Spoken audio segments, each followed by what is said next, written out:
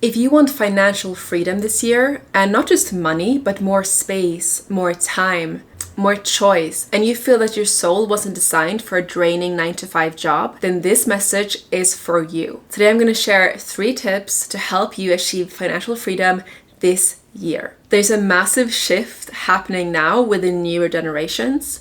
People don't just want money and security, like a stable job. They want income that feels clean, aligned, and soul-led, built around who they actually are. And this is exactly what purpose-driven income is. And that's what we talk about on this channel, how to create that for yourself. And what is that exactly? Well, it's when you're not forcing, you're not chasing, but you're allowing your gifts, your experiences, and truth to become the value that you're paid for. And it all starts with permission. Permission to believe that your voice has value, that your perspective has value, and your lived experience has value. So you don't need to be the best. You don't need to have a double PhD or 5 certifications. You need to be real.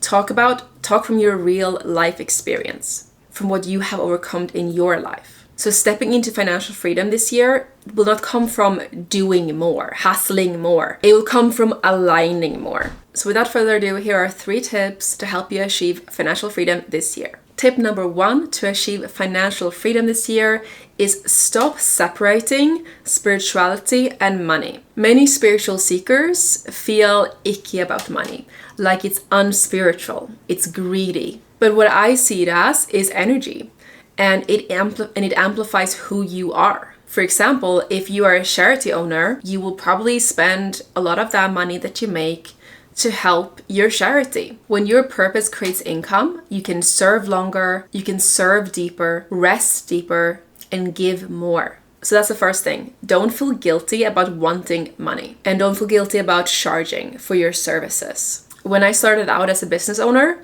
I was doing coaching, one-on-one coaching, and I charged so little for my services. So little that I couldn't afford to do it full time. So I couldn't serve as deeply. But eventually I learned my worth.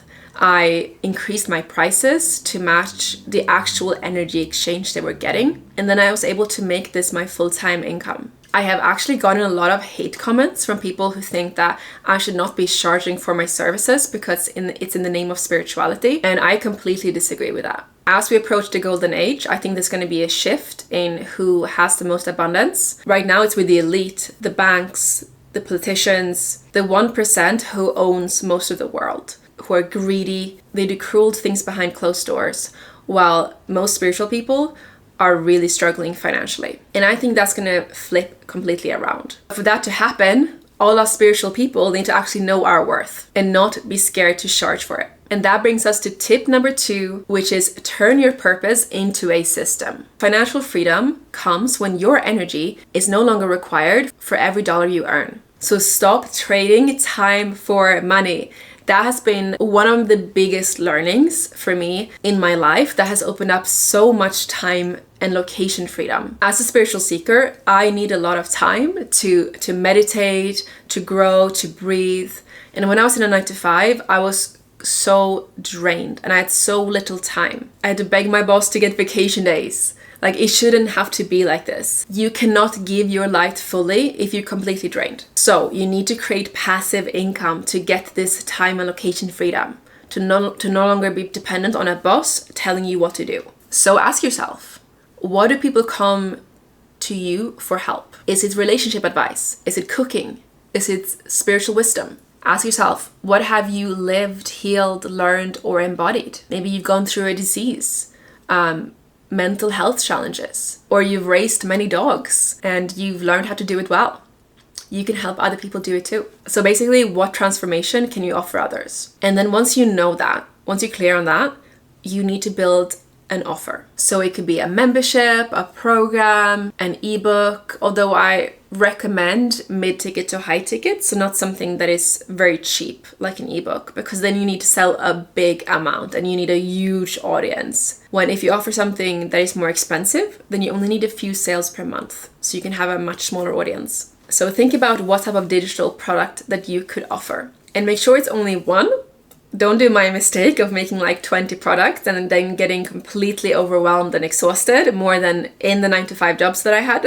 I actually removed all my products. So for this channel, I only have one offer, Nomad Freedom Academy, which is a course with a community and some group coaching and one-on-one coaching. So when I'm not filming, I'm spending all my energy there. And that has allowed me to have a 4-hour work week, which is absolutely crazy to think that, but it can actually happen when you create passive income for yourself. This is how purpose become passive income. Abundance tip number 3 is become a safe place for money. So money goes where it's welcomed, where it's not judged, not feared, not worshipped, and not pushed away. You might have heard this question, like, are you a saver or are you a spender, right? So it can easily become one of those two extremes, where either you spend it on everything that you want, you're a true maximalist, you're living paycheck to paycheck, and this is obviously not good for your abundance, for your financial freedom this year. But going the other way is also not good, where you're holding on to money too tightly. This was actually me. I'm more of a saver,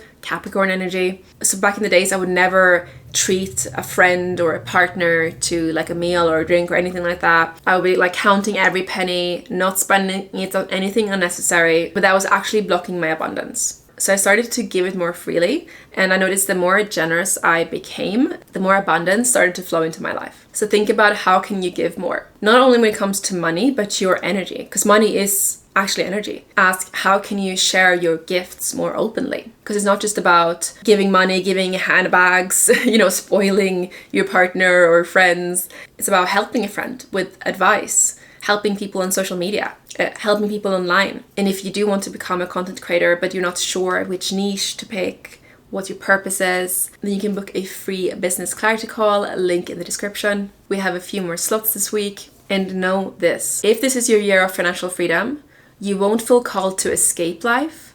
You'll feel called to build one that you don't need to escape from. A life where your mornings are yours, your purpose is profitable, and where your income is a reflection of your alignment. And if you feel pulled to build an income from your purpose, then check out my next video, Best Business Models for Spiritual People, link in the description or somewhere on this video.